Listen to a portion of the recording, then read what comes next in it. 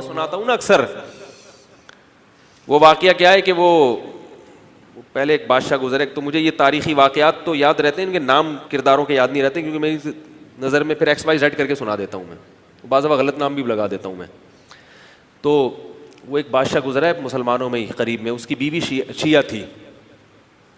شیعہ مسلک کو پہلے زمانے میں شیعہ بھی بڑی معتدل بھی ہوا کرتے تھے, تو شیعہ مذہب کی تھی اس کی زوجہ. تو وہ کیا ہوا ہے کہ مناظرہ ہوا. کسی کو بادشاہ کا نام یاد ہے تو بتائے بھائی. شاہ جہاں بادشاہ تھا شاید, ہے جہانگیر نہیں, جہانگیر نہیں تھا. خیر, تو میاں بیوی میں بحث مباحثہ ہوتا تھا. وہ شیعہ بیوی تھی, وہ کہتی ہے ہمارا مذہب صحیح ہے, وہ کہتا ہے ہمارا مذہب صحیح ہے. تو ایک دن کیا ہوا, دونوں نے کہا چلو جی مناظرہ کرتے ہیں, تم اپنے مولویوں کو بلاؤ, میں اپنے مولویوں کو بلاتا ہوں. میاں بیوی میں کیا ہو رہا ہے. اچھا یہ اس کی معشوقہ بھی تھی, اس کی جو بیوی تھی نا معشوقہ تھی, عشق کی شادی ہوئی تھی. تو ورنہ بیوی آج کل کہاں معشوقہ ہوتی ہے, آپ کو پتہ ہے.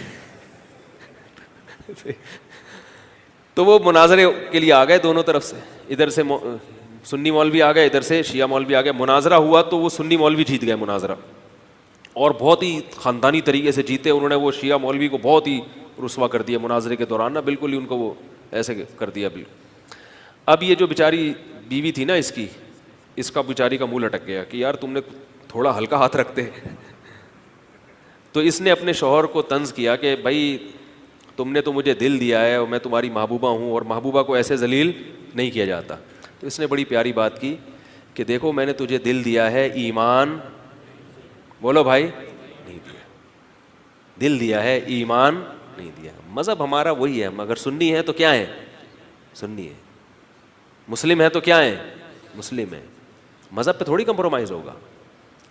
خاص طور پر ان لوگوں کے لیے جو یورپ امریکہ میں رہتے ہیں, فورن کنٹریز میں رہتے ہیں, وہاں جا کے ان سے اللہ کا واسطہ دے کے کہتا ہوں, انگریزوں کی اچھی خصوصیات سے متاثر ہو کر, ٹھیک ہے ان میں بہت سی اچھی چیزیں بھی ہیں.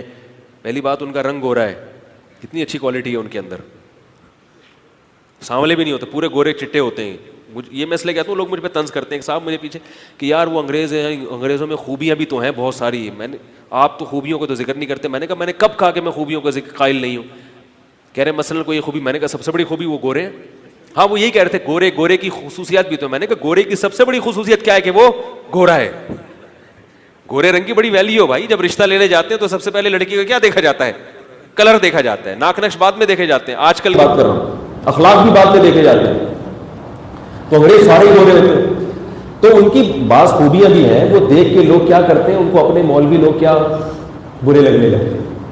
یاد رکھو مذہب میں شیطان ڈاکہ سب سے پہلے جب ڈالتا ہے تو آپ کے دل میں علماء سے نفرت پیدا کر دیتا ہے. پہلے تو یہ آتا ہے کہ یار میں مذہب کو تو مانتا ہوں لیکن ان مولویوں کو نہیں مانتا. میں سمجھ میں آ رہی بات, مذہب کو تو مانتا ہوں ان مولویوں کو نہیں مانتا. پھر تھوڑے دنوں کے بعد یا تو وہی ہے اس کی نسل میں, وہ کہتے ہیں میں مولویوں کو بھی نہیں مانتا اور مذہب کو بھی نہیں مانتا. گمراہ ہو جاتے ہیں. مذہب کو اگر مانتے بھی ہیں تو نام کے مانتے ہیں, کوئی قادیانی ہو جاتا ہے, کوئی کیا بن جاتا ہے, کوئی منکر حدیث چلا جاتا ہے. جن لوگوں کا مولویوں سے تعلق رہتا ہے, علماء سے تعلق رہتا ہے, ایمان کی حفاظت صرف اور صرف انہی لوگوں کی ہوتی ہے. ہاں مولویوں میں اچھے بھی ہوتے ہیں, 2 نمبر بھی ہوتے ہیں. تو اس لیے اپنے ایمان کی حفاظت کرو. سب سے پہلے اللہ اس کا رسول ہے, اور اللہ اس کے رسول کی باتیں فطرت کو اپیل کرتی ہیں, اور اللہ اس کے رسول کے خلاف جو بھی جائے گا اس کی زندگی تباہ و برباد ہو جائے گی. کوئی گے سیکس کی طرف جا رہا ہے, لڑکوں سے لڑکوں کی میرج ہو رہی ہے, کیا یہ کوئی باتیں ہیں؟ یہ کوئی مہذب قوم کی علامتیں ہیں؟ قانون بنا کے پاس کیا جا رہا ہے. نہ والدین کے حقوق ہیں, نہ بیوی بچوں کے حقوق ہیں. ایک عجیب انسان کو حیوان اور درندہ بنا دیا. میت کا حال دیکھو وہ کیا کرتے ہیں. ہمارے ہاں تو علماء اس پہ بحث کر رہے ہیں کہ کسی کو گردہ بھی دیا جائے کہ نہیں دیا جائے, اور ان کے ہاں کیا ہے, جیسے ہی مرا سارے چانپے واپے جو ہے نا پھیپڑے, ایسی پوسٹ مارٹم ہوتا ہے کہ کوئی جنازے کا تو تصور ہی نہیں ہے. کتنی عزت کے ساتھ ہم لوگ دفن کرتے ہیں میت کو, غسل دے کے, جنازہ پڑھ کے, تکبیرات کہتے ہیں اس کے اوپر, درود شریف پڑھتے ہیں, پھر قبلہ رخ لٹاتے ہیں, پھر قبر پہ بھی دعائیں مانگتے ہیں کھڑے ہو کر.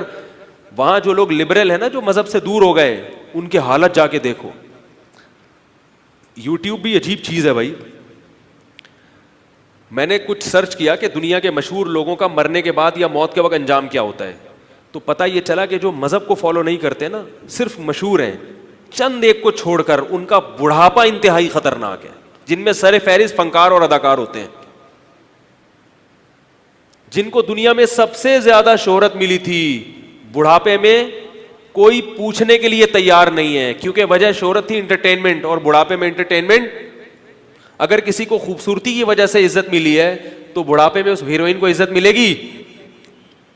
بولیں گے بھائی مس انڈیا ہوگی یا مس پاکستان یا مس ورلڈ ہوگی, تھی نا, اب تھوڑی, اب تو کسی کی نانی ہے کسی کی دادی ہے. اور پھر بھی غنیمت تھی کسی کی نانی دادی بن جاتی, یہ بیچاریاں تو نانی دادی بننے کی توفیق بھی بولو بھائی نہیں ملتی. بچے لے کے پالے ہوئے ہوتے ہیں, شادیاں لیٹ سے ہوتی ہیں, پھر وہ فٹنس خراب نہ ہو جائے تو بچہ ہی نہیں ہو رہا, فطرت کے خلاف زندگی. اور پھر جو بڑھاپا اور مرنے کے بعد, تو میں نے کل کی بات ہے, کل رات سرچ کیا کہ مشہور لوگ ان کی قبریں یوٹیوب میں, ہر جو بھی لکھو نا ایک چیز ہے گوگل نہیں بتاتا. کئی دفعہ لکھا بیوی کو قابو کرنے کا طریقہ, نہیں یار گوگل کوئی جواب ہی نہیں دیتا. یا تو ہونا کچھ بول دے بھائی میں تلاش کر رہا ہوں ذرا صبر کرو. بھائی کچھ تو رسپانس دے, ہم تو کہتے ہیں بھائی کچھ تو بتا. بالکل ایسے سم بکمن بن جاتا ہے, یار کیا پوچھ لیا. تو وہ جن سائنسدانوں نے گوگل بنایا ہے نا, وہ بھی ابھی تک تحقیق میں لگے ہوئے ہیں. اگر کوئی تحقیق سامنے آئی تو تھیوریز ہیں ان کی, کچھ ابھی تک تحقیق کچھ نہیں ہے. تو ہر چیز آ جاتی ہے گوگل میں. تو میں نے لکھا, میں نے کہا یار ان کی قبریں, تو پاکستان کے مشہور کچھ اداکار تھے, ہم بچپن میں ڈرامے دیکھا کرتے تھے, اللہ تعالیٰ بعد میں اللہ نے ہمیں توبہ کی توفیق دے دی, تو ڈرامے ورامے دیکھا کرتے تھے. ہمارے زمانے کے کچھ اداکار تھے, ان کے نام لکھ کے میں نے سرچ کیا, پتہ چلا ایک کی قبر پتہ نہیں کہاں ہے, اور اس قبر پہ کوئی بھی نہیں جا رہا. تو ایسی ویران قبریں, کوئی فاتحہ پڑھنے بھی نہیں جاتا ان کے اوپر. تو یہ اس لیے بھائی دنیا کی بھلائی بھی کس میں ہے؟ شریعت کو فالو کرنے میں ہے. دنیا بھی مزے کی گزرے گی, اور پیچھے لوگ مرنے کے بعد دعائیں مانگنے, فنکاروں کے لیے دعائیں نہیں مانگی جاتی مرنے کے بعد, اوپر سے کچھ قرآن خوانیاں ہو جاتی ہیں ٹوپی ڈرامہ دکھانے کے لیے دنیا کو. بس ہم بھی آئے تھے ٹھیک ہے, اپنی تصویر کھنچوا لی, میں بھی آیا تھا, آ گیا اخبار میں جا رہا ہوں, السلام علیکم. یہ ہوتا ہے, دل سے کوئی دعائیں نہیں مانگتا. لیکن اگر اپنے گھر کو میں دین لے کر آئے, مرو گے تو ساری زندگی بچے دعائیں مانگتے رہیں گے. ان کو پتہ ہے ہماری دعا جب تک قبول نہیں ہوگی, جب تک والدین کے لیے دعا نہیں کریں گے ہم, قبول نہیں ہوگی ہماری دعا. دعائیں مانگیں گے آپ کے لیے, یاد کریں گے آپ کو. دین کا رشتہ کبھی بھی ختم نہیں ہوتا, کبھی بھی ختم نہیں ہوتا. تو ہمارے جب والد صاحب کا انتقال ہوا نا, تو مجھے اتنا غم تھا, مجھے سکون نہیں آ رہا تھا. ہمارے استاذ نے ایک جملہ بولا, انہوں نے کہا بھائی یہ رشتہ ختم تھوڑی ہوا ہے, وہ پہلے وطن پہنچ گئے, آپ تھوڑی لیٹ پہنچ رہے ہو, اگلے ٹرین سے آپ پہنچ رہے ہو, تو برزخ میں ملاقات ہو جائے گی. تو مجھے اتنی تسلی ہوگی بھائی ختم تو ہوتا ہی نہیں ہے. تو ہندو کہتے ہیں ختم, ہندو بھی کہتے ہیں اگلے جنم میں ملاقات ہوگی, لیکن وہ اتنی خطرناک ملاقات کرواتے ہیں کہ آدمی کہتا ہے ملاقات, وہ کہتے ہیں اگر برے اعمال تھے تو گدھے بھی بن سکتے ہو.